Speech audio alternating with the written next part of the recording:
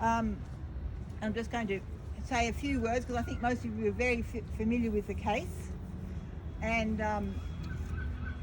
Diane's going to read us a poem, and we'll have some few photos and maybe a few minutes, not few minutes, because we'll never maintain a few minutes, a few 30 seconds or something of silence just to mark the occasion. And if we get enough stuff up on social media, they know that Hobart's done their little bit as well, because these are going on all over the country. So some people have said, oh, why are we doing a vigil now? Because the family are in relative freedom in Western Australia now. But of course, that is just a tiny little bit. That they've still got no future. They're still uncertain. They're still being threatened by the Australian government to be sent back to Sri Lanka. They're Tamils. Most of you are probably familiar with the sorts of things that have been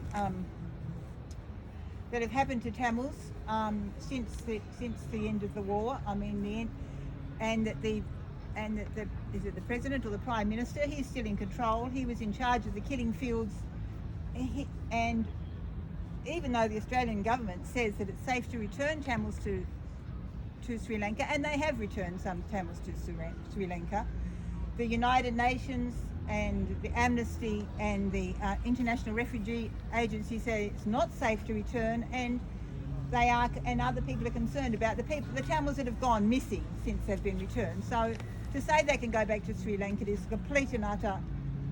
We can't allow that to happen.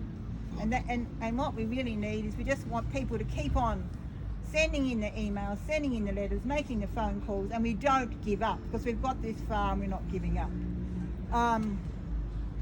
We must be relentless, as we have been for the past 8 years. We've just got to keep on going. There's a crack in the system, and we've got to keep widening that crack.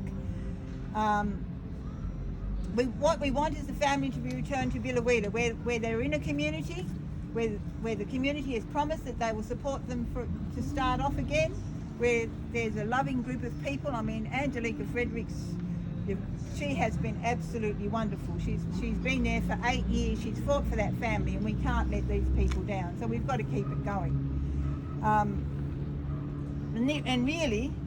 And the Minister for Immigration, he has the discretionary power to solve this.